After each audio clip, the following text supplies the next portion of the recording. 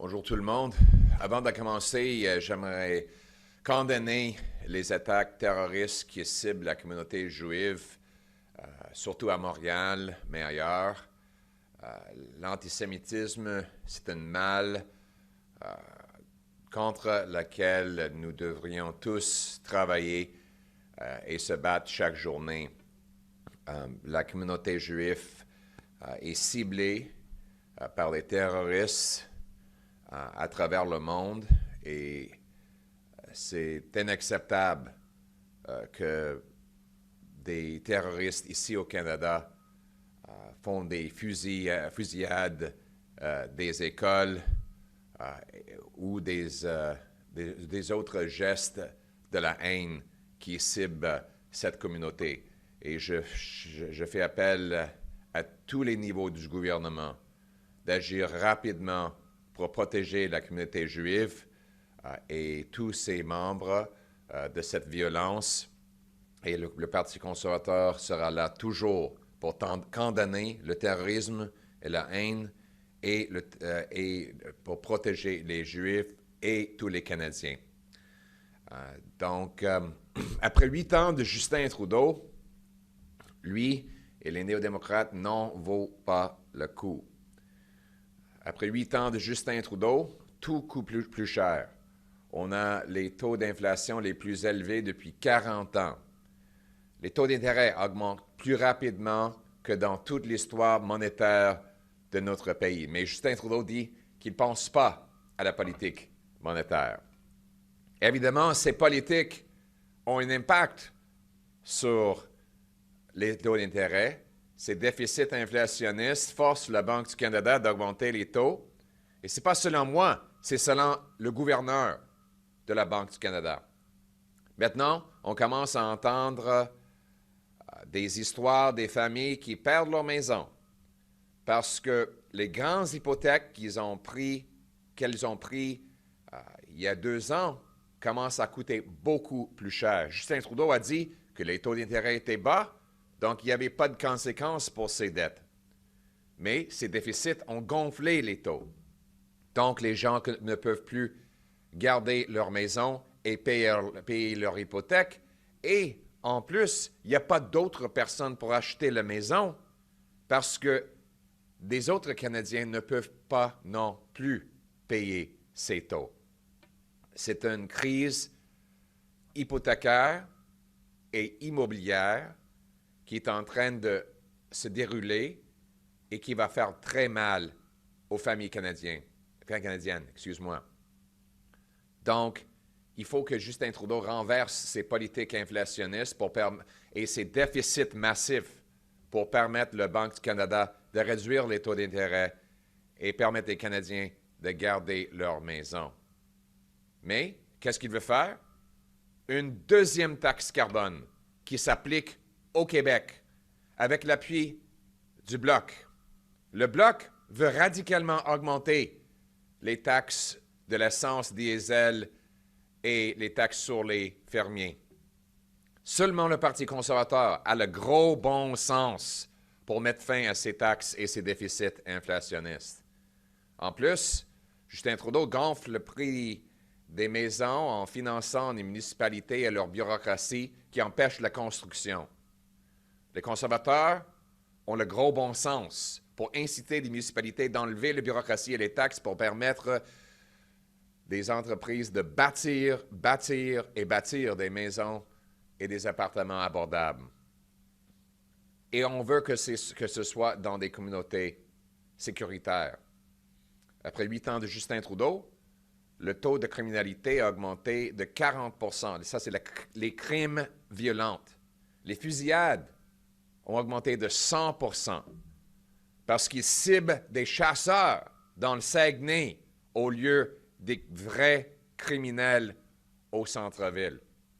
Le Parti conservateur, c'est le seul parti avec le gros bon sens de mettre des vrais criminels en prison, renforcer nos frontières contre les trafiquants d'armes et respecter nos chasseurs et nos tireurs sportifs.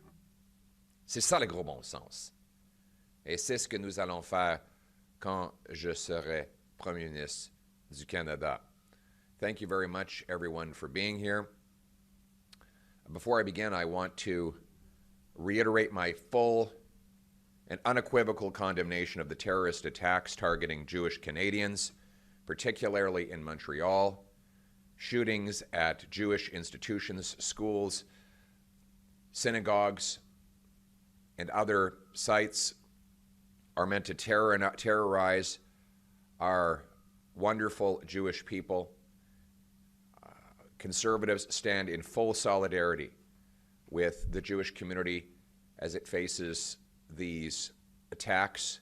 We call on all levels of government to team up and protect the community against this terrorism and this hatred. And we pledge our full cooperation to help keep the Jewish community and all communities safe.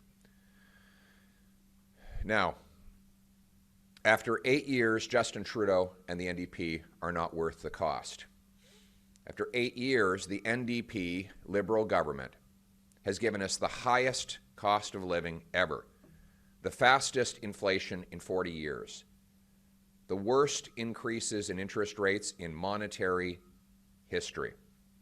Yesterday, we learned that despite all their rhetoric about social justice, the NDP Liberal government has given us a bigger gap between rich and poor, concentrating more wealth with the billionaires and leaving the working class living in tent cities.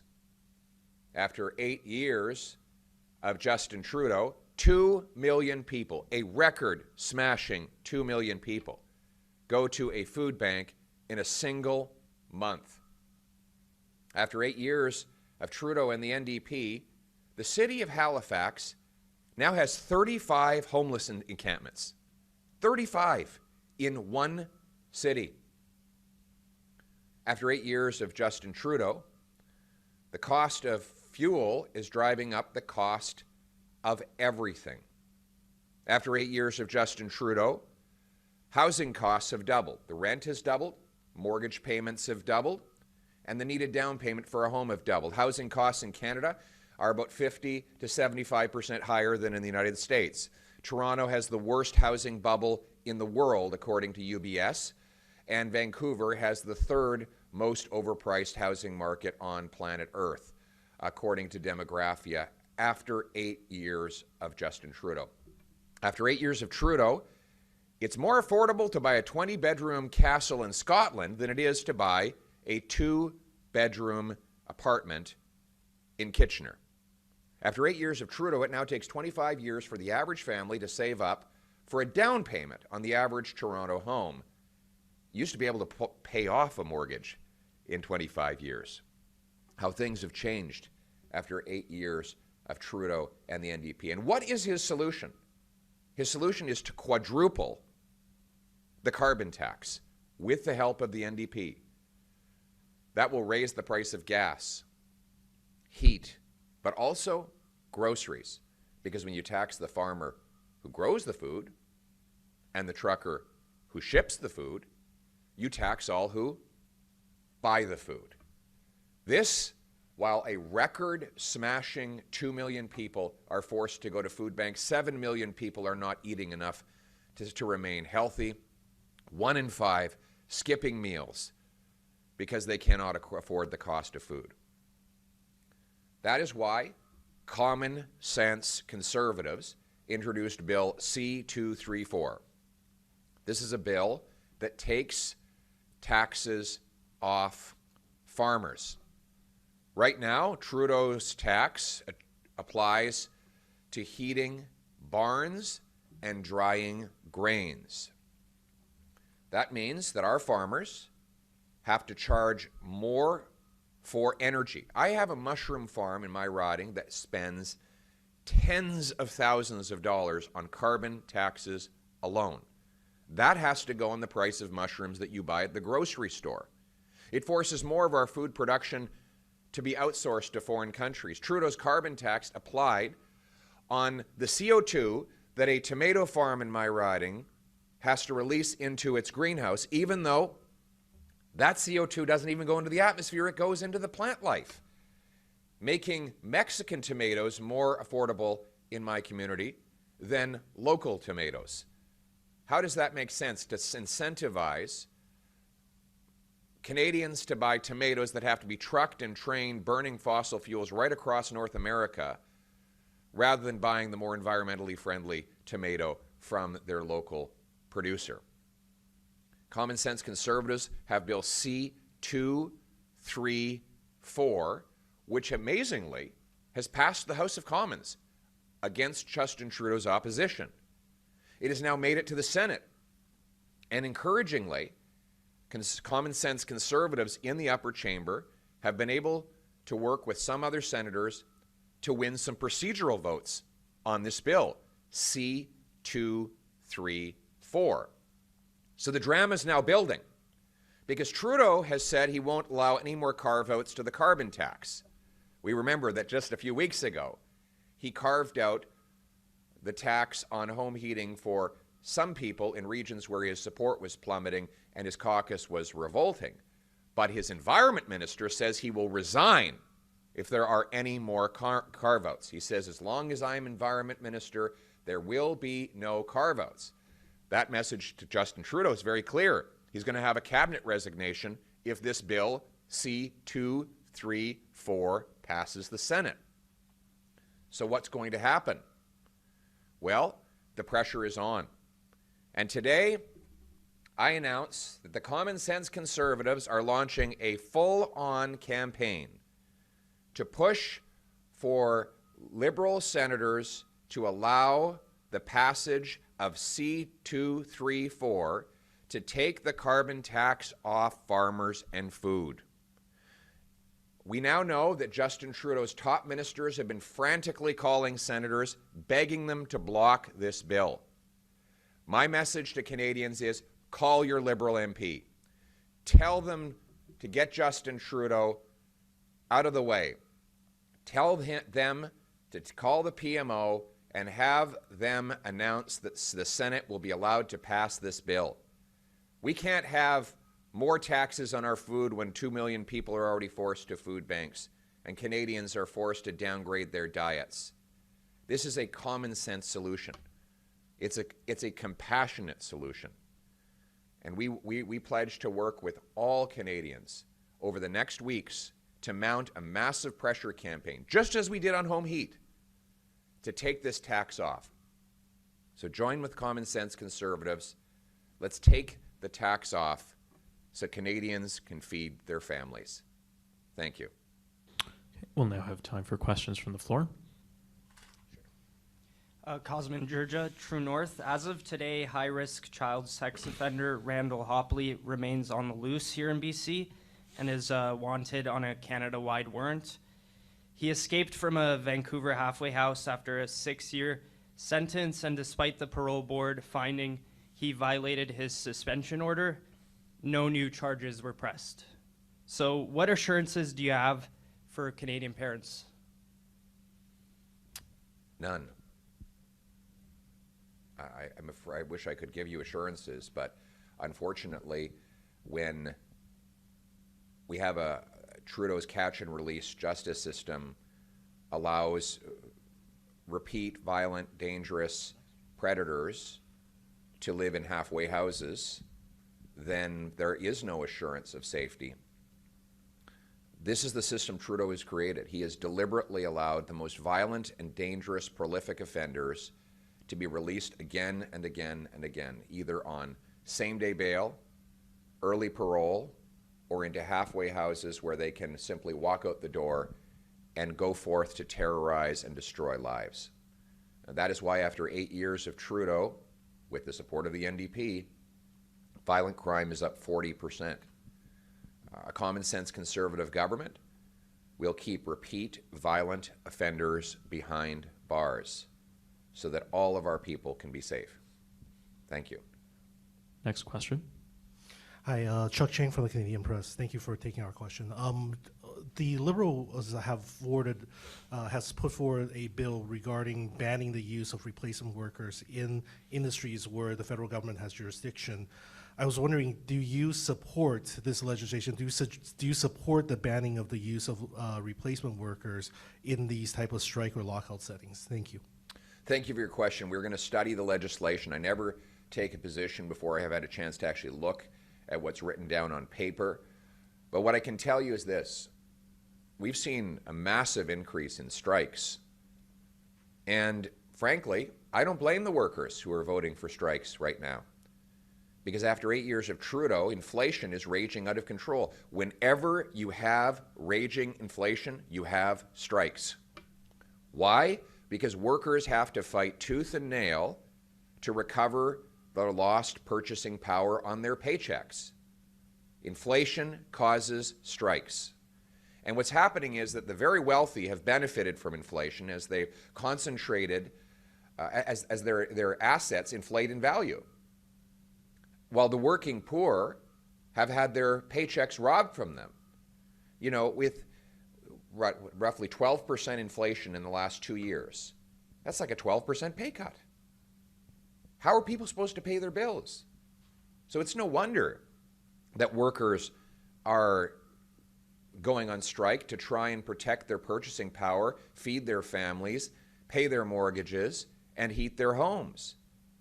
So conservatives are 100% on side with workers, union and non-union, who are fighting for pay hikes.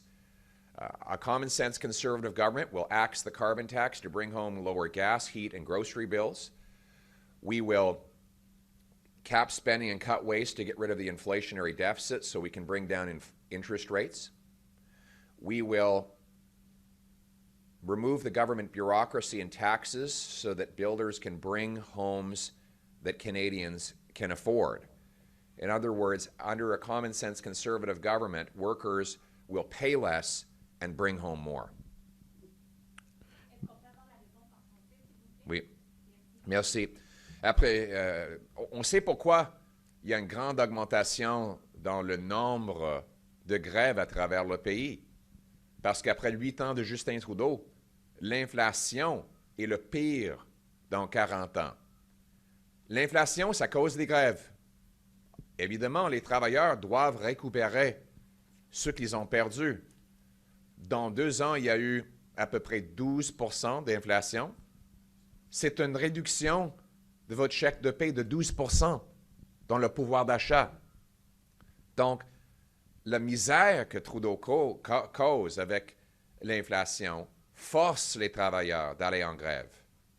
Et les conservateurs sont solidaires avec les travailleurs qui s'abattent pour des augmentations de paie pour récupérer ce qu'ils ont perdu à cause de la juste inflation. Donc, nous allons étudier le projet de loi en question, mais on a d'autres plans de gros bon sens. 1. Mettre fin à la taxe carbone pour réduire le coût de l'essence, diesel et nourriture. 2. Plafonner les dépenses pour équilibrer le budget et réduire les taux d'intérêt sur les familles. 3. Réduire les impôts pour que les Canadiens ramènent plus de leur chèque de paie chez eux. C'est une autre façon d'augmenter le paie des travailleurs. Et 3. Inciter des municipalités d'enlever la bureaucratie pour permettre la construction rapide et abordable des maisons et appartements pour des familles. Avec le Parti conservateur, guidé par le gros bon sens, les travailleurs payeront moins et ramèneront plus chez eux. Okay, next question. Anna Kamnadich, CBC News. And if you wouldn't mind answering in English and French again. It's a housing affordability question. How do you feel about the effectiveness of real estate speculation taxes and the foreign buyers ban? We have, so far, all the policies Justin Trudeau has brought in has made the problem worse. He's doubled the rent, doubled mortgage payments, and doubled the needed down payment. The reason for this is that he flooded the economy with cheap printed cash, $600 billion of it. That money went into the financial system, was lent out to wealthy investors who bid up housing costs by 50% in 2 years. Then his deficits drove up interest rates on overly indebted households. We have the most indebted households in the G7. And now many can't afford to pay their mortgages. Finally, he's been funneling tens of billions of dollars to local government gatekeepers who block housing construction. We have the fewest homes per capita in the G7, even though we have the most land to build on. Why? Because our permits are the second slowest in the entire OECD out of 40 countries. And that adds, in Vancouver, according to CD Howe, government delays, taxes, and bureaucracy add $1.3 million to the cost of every newly built house. That helps the speculators, because if you've got a zoned piece of land and you can use the local bureaucracy to block anybody from buying and developing other land, you've effectively got a monopoly. So the land speculators are making a fortune off of the bureaucratic gatekeeping that prevents anyone from competing with them. My common sense plan, cap spending and cuts waste to bring down mortgage rates. And 2, I'll be linking the number of dollars that cities get for infrastructure to the number of homes they allow to be built. I'll require them to permit 15% more homes per year. If they beat that target, they'll get more money. If they miss it, they'll get less. I'll sell off 6,000 federal buildings and thousands of acres of federal land so we can build. And I'll get rid of the carbon tax to lower the cost of bringing materials for home building. This common sense plan will bring homes that we can afford. Sorry, and in French as well. En français, oui. Après 8 ans de Justin Trudeau, tous ses politiques ont causé la misère. Il a doublé le loyer, doublé les paiements hypothécaires, doublé les premiers versements nécessaires pour acheter une maison. Il a fait en 3 façons, en fait.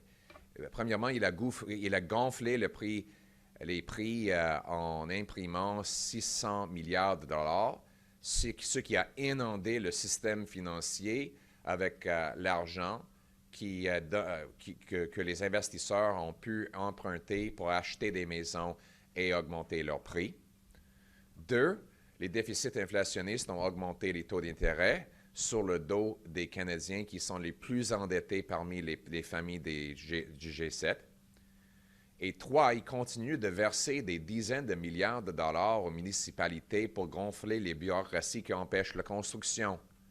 Par exemple, ici à Vancouver, selon le CD Howe, la bureaucratie locale ajoute 1,3 million de dollars à chaque nouvelle maison. L'hôtel de ville à Montréal a empêché 24 000 nouvelles maisons. La ville de Winnipeg a empêché 2 000 maisons à côté d'un système de transport en commun qui était bâti pour ces maisons-là. À Toronto, ils ont augmenté les frais de développement de 800%. Donc, la bureaucratie augmente le coût. Et qu'est-ce que Justin Trudeau fait? Il les envoie des chèques pour les inciter d'agrandir leur bureaucratie. Mon plan de gros bon sens, c'est le suivant. 1, on va équilibrer le budget pour réduire les taux d'intérêt et l'inflation. 2, on va inciter des municipalités de verser des permis de construction plus rapides et davantage de terrain. On va demander que chaque municipalité augmente le nombre de permis de 15%. S'ils atteignent ce but, ils vont recevoir leur argent. S'ils dépassent le but, ils vont recevoir davantage. S'ils sont au-delà le but, ils vont perdre de l'argent. Je vais vendre 6 000 édifices du gouvernement fédéral et des milliers d'acres pour bâtir. Je vais éliminer la taxe carbone pour réduire le coût de transporter les matériaux de construction. One last thing I will say. What we've seen from Justin Trudeau and Sean Fraser has been a traveling circus over the last three weeks. So Sean Fraser and Justin Trudeau have been paying off mayors to give federal liberals credit for housing that was already going to be built. They basically call up the mayor and say, listen, we've doubled housing costs. People are angry. We'd like to do a photo op.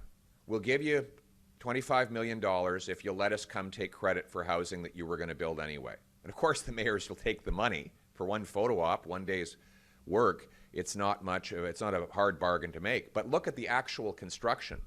Since Sean Fraser became minister, housing starts have dropped.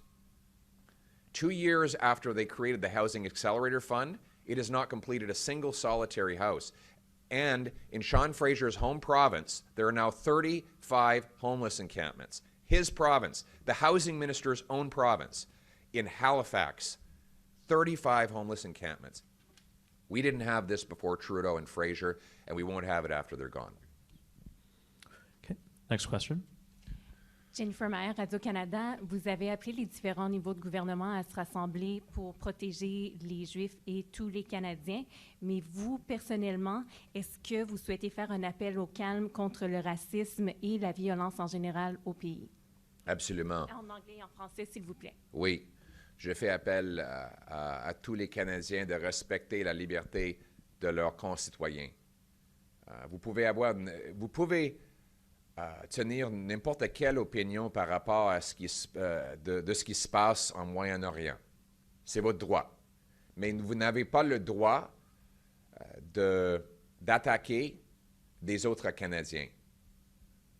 Il faut respecter vos concitoyens et il faut respecter le pays.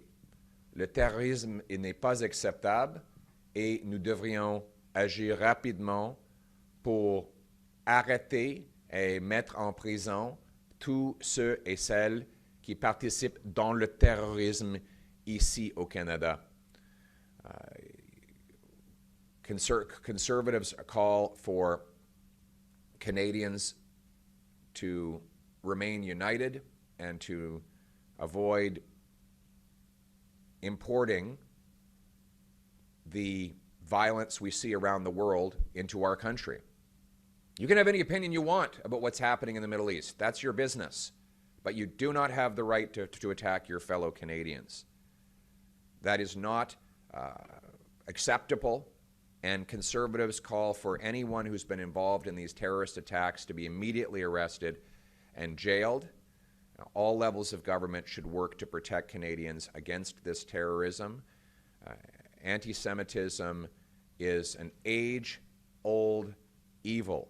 We must speak out against it every day and every way, and our governments must take tangible action to protect against that evil.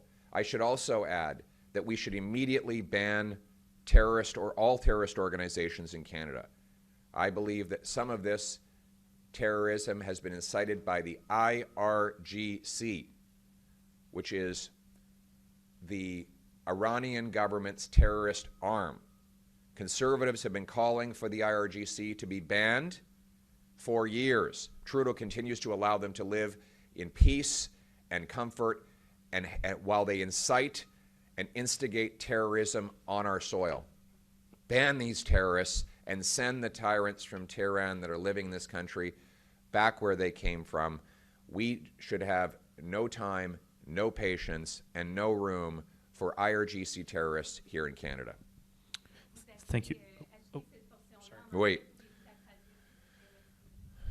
Le bras terroriste du gouvernement d'Iran est légal ici au Canada, malgré toutes les tentatives du Parti conservateur de le bannir. C'est le groupe terroriste parmi les plus dangereux au monde. Et c'est un groupe qui est responsable des attaques, non pas seulement contre l'Israël, mais contre les musulmans sunnites, contre les Américains en Moyen-Orient. Et on a de l'information qui est maintenant publique que ce groupe terroriste agit ici au Canada. Il y a des membres du gouvernement d'Iran qui sont des terroristes qui ont volé l'argent de leur peuple, qui sont ici, qui terrorisent les Canadiens d'origine perse et des Juifs. Les conservateurs veulent bannir ce groupe terroriste et expulser tous leurs membres de notre pays. C'est ça le gros bon sens. thank you. This will be the final question. Thank you. David Ebner at the Globe and Mail. With the Conservative support of Clean Power, what role do you see for Ottawa, if any, to help the provinces better connect their power grids, interties? Thank you. Very good question. I think we as a country could do a lot better. We have incredible hydroelectric potential in Quebec and Manitoba that could power neighboring provinces. We have the biggest supply of uranium on planet Earth in Saskatchewan that could feed into both future large-scale CANDU reactors or small modular nuclear reactors. We have the ability to use tidal power that could provide emissions-free electricity off our shores and into our grid. Common sense conservatives pledge to speed up the approval for these projects. Now, what stands in the way today? Well, there's a double approval process that goes into every new hydroelectric dam that is completely duplicative. Conservatives pledge that if provinces have high environmental standards, we will allow their approval process to stand. That could speed up hydroelectric dams in places like Quebec by years. We want to work with the industry to safely speed up the approval of nuclear power. Everybody agrees you need safety and environmental protection. But why does it take 15 years to do that? What do we learn in years 13, 14, and 15 of a review that we could not learn in year one? We would speed up the approval process to bring on small modular reactors in Alberta, Saskatchewan, Ontario, and New Brunswick, all of which have signed on to a memorandum of understanding. These reactors could be placed in strategic locations where they maximize emissions reduction and minimize costs. Unlike large-scale CANDU reactors, which really require to feed the entire grid in order to make them viable, the small modular reactors could go in, for example, the oil sands to nuclearize and decarbonize the steam production and the electricity generation for the energy sector and make it the lowest carbon emitting in the world. These are the ways that we reduce emissions, by green lighting green projects so that we can bring down the cost and the carbon emissions of our energy projects, and that's what common sense conservatives will do. And then what role might you see for solar and wind on the list of clean power? I believe we should allow the market to determine the most reliable and cost-effective emissions-free energy that comes onto the grid. The role of the federal government is to incentivize and quickly approve projects that are environmentally responsible. We do recognize that you need base load, though, and the only two sources of base load emissions-free electricity are nuclear and hydro. So, where the provinces have deemed that wind and solar make sense, we respect their decision. But we also know that they're going to have either nuclear or hydro, and in the interim, natural gas, if they're going to have base load, continuous, emissions-free electricity fed onto the grid. Thank you so much. Thank you. All right. Thanks very much, everyone.